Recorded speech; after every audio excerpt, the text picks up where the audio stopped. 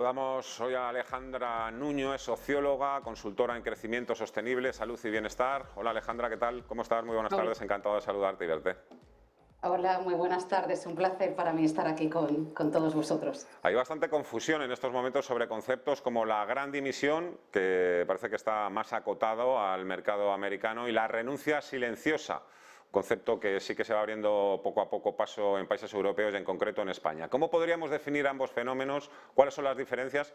Y por supuesto también, ¿cuáles son las causas?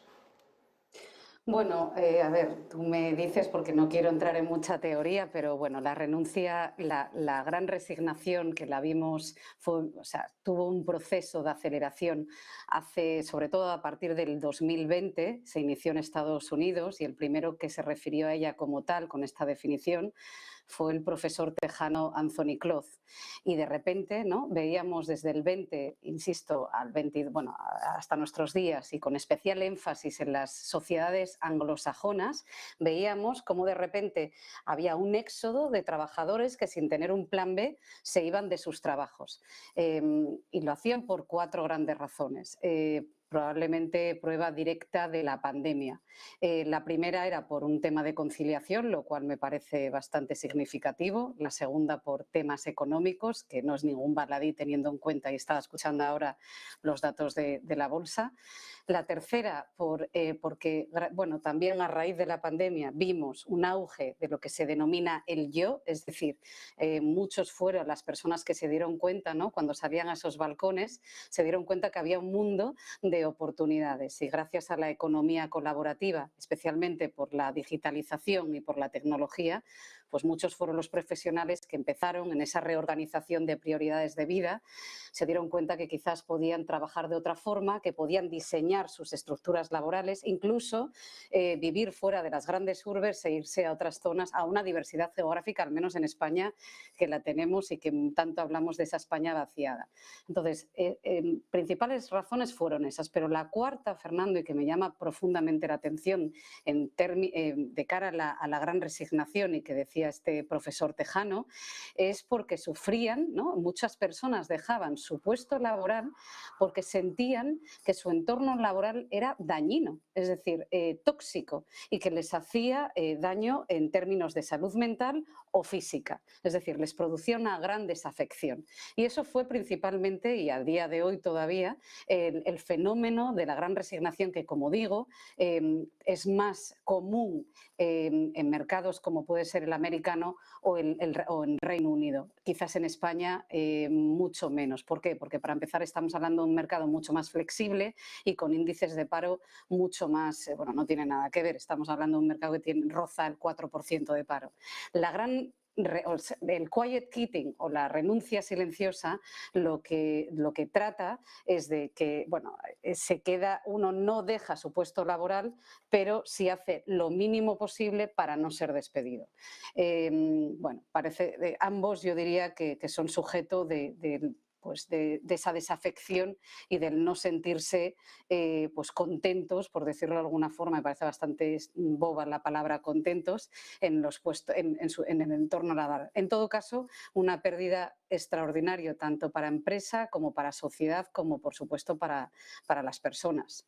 Ese es el punto de vista de sociólogos como tú, Alejandra. Sin embargo, claro, aquí hay empresarios, incluso también especialistas en recursos humanos, que ven este fenómeno de la renuncia silenciosa una falta de compromiso claro por parte de los trabajadores. Falta de compromiso.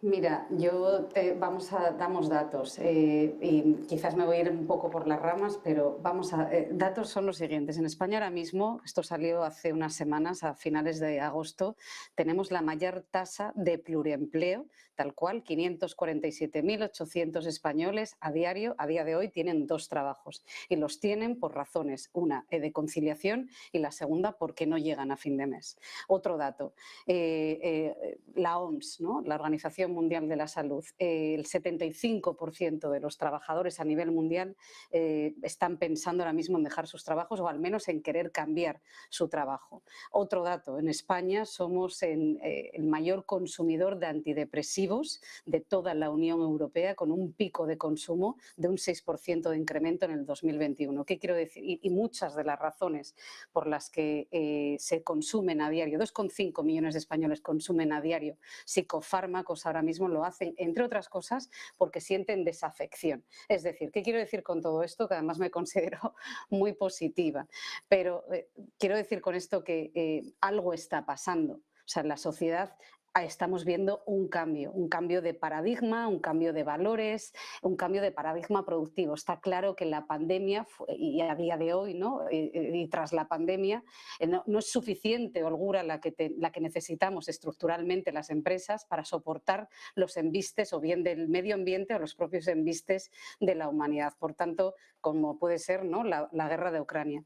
Yo creo que con todo esto lo que intento decir es que debemos de empezar a plantearnos que tenemos un nuevo sistema, que debemos de caminar hacia un nuevo sistema productivo, que quizás lo que llamamos compromiso, progreso o crecimiento está entrando en una nueva visión de estos conceptos que hasta ahora teníamos, porque lo que quizás veíamos como como fuente de riqueza o como fuente de empleo, pues a lo mejor está cambiando.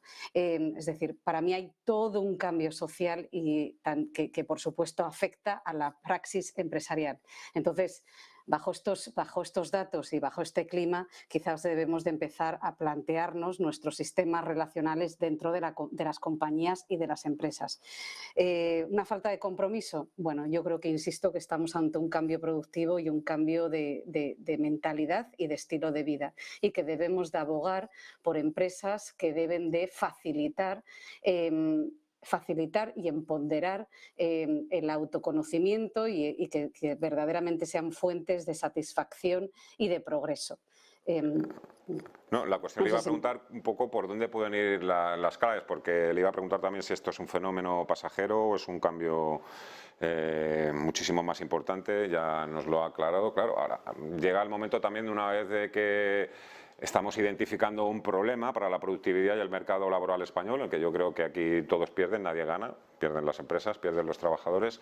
Un poco por dónde podrían ir los tiros, las soluciones. Hoy mismo creo que he leído un titular en Estados Unidos, Bank of America, que va a dar vacaciones extra a los banqueros con más de 15 años de experiencia, precisamente para eso, para tratar de retener el talento, ¿no? Parece un poco, evidentemente no son medidas demasiado creativas, pero que sí que valoran mucho los trabajadores.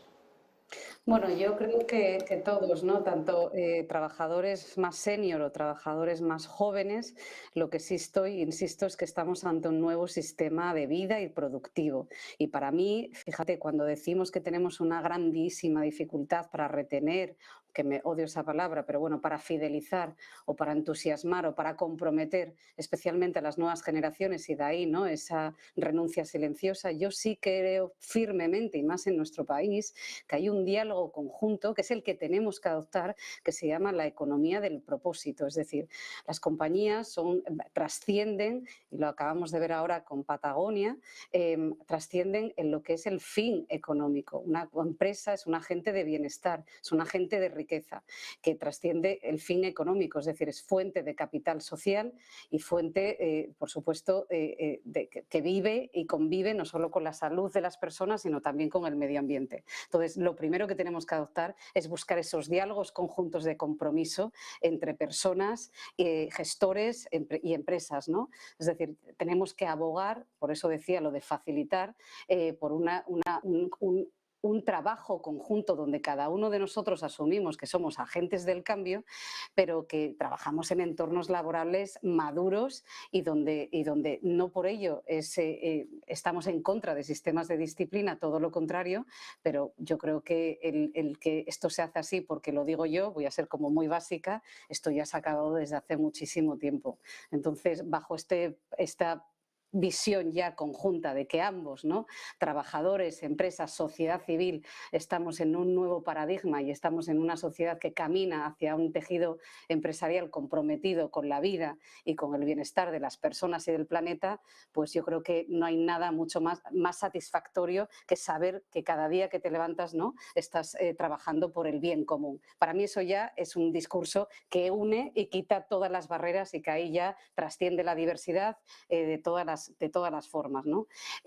Luego, soluciones dentro de los departamentos de personas o bajo esa visión conjunta, pues para mí el tener clarísimo que trabajamos por un bien común, que por tanto cuando trabajas por un bien común se diluyen las barreras y ahí la visión facilitadora en los sectores que se pueda, está claro. Pero por supuesto no puedo entender que no haya facilitaciones de conciliación en términos de horarios. A mí me cuesta todavía y pienso en varias cotizadas donde verdaderamente no hay ni un solo día de teletrabajo y conozco casos donde pues madres con 2 niños o padres que tienen que cruzar medio Madrid, de verdad que estamos en estas cuando verdaderamente lo que tenemos que luchar es por competir por valor y para competir por valor y por conocimiento pues facilitemos la vida de las personas y verdaderamente pongamos, ¿no?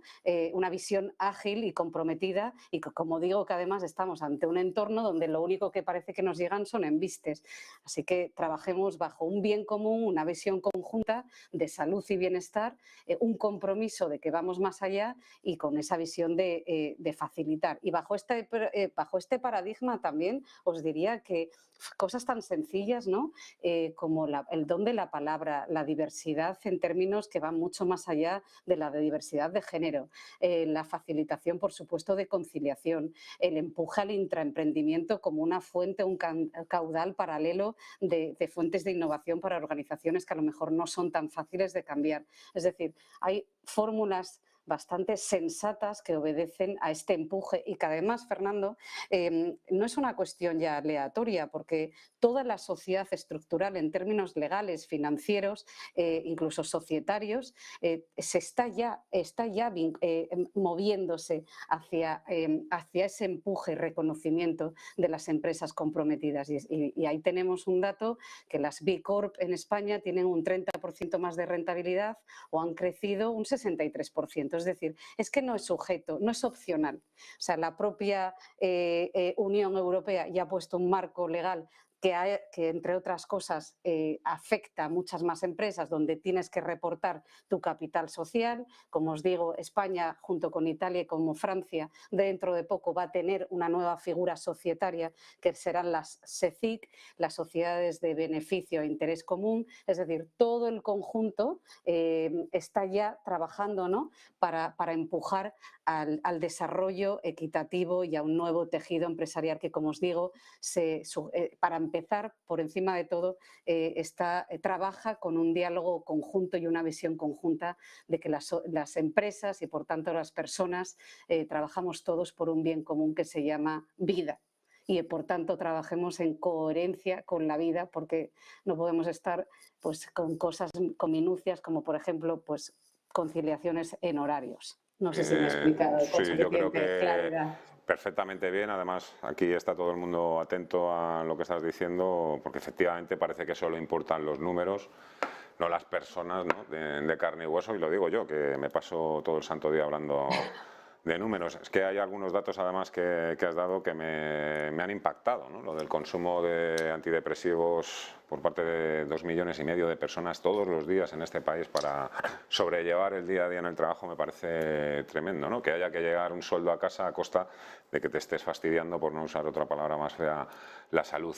Por último, Alejandra, ¿se puede medir la renuncia silenciosa en términos económicos, el coste en términos económicos?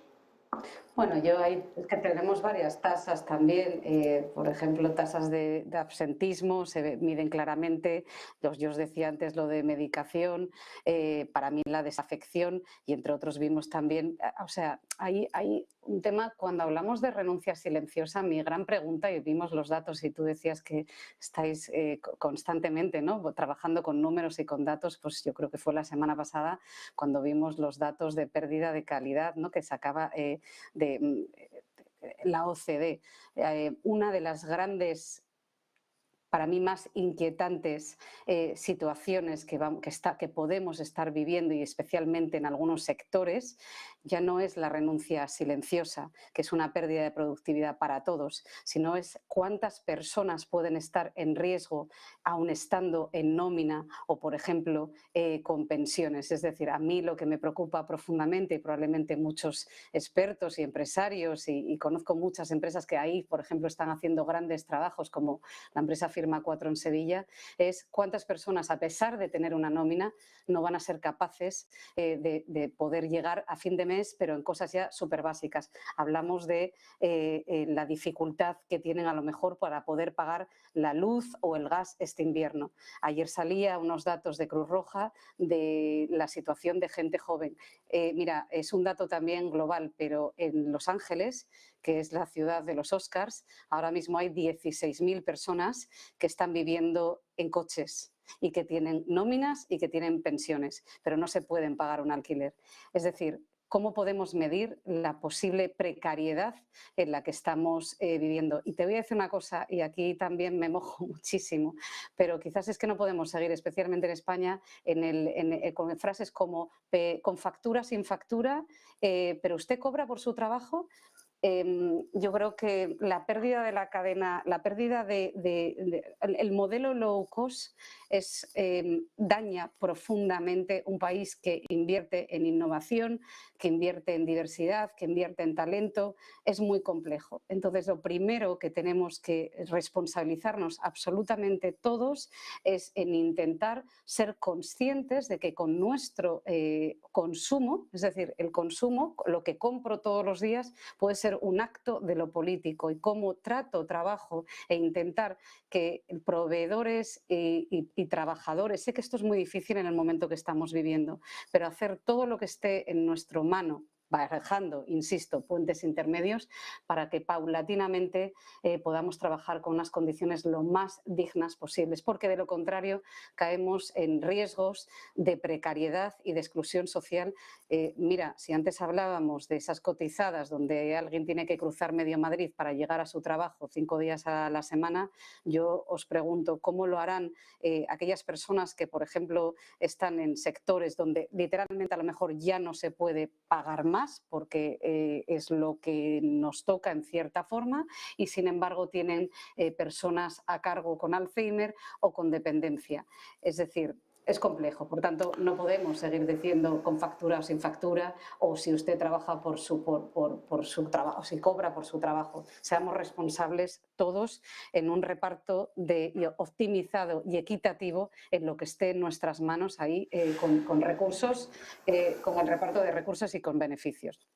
Hay que ser plenamente consciente de este gran cambio que se está produciendo no solo en el mercado laboral español, pero bueno, hoy hemos centrado un poco todo esto aquí. La verdad es que charlas, conferencias como la que usted, los tips, consejos como los que nos acaba de dar, la verdad es que serían de agradecer todas las semanas en todas las empresas. Yo creo que se lo tendrían que poner también un poco eso en sus estatutos. Alejandra Nuño, consultora en crecimiento sostenible, socióloga, ha sido un gran placer. Muchísimas gracias por hablarnos del tema y hasta una próxima ocasión. Muchísima suerte. Muchísimas gracias a vosotros.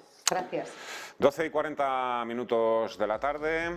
Hacemos una pausa y hablamos de la otra España, de la que ven BlackRock, Moody's y Morgan Stanley. Hasta ahora.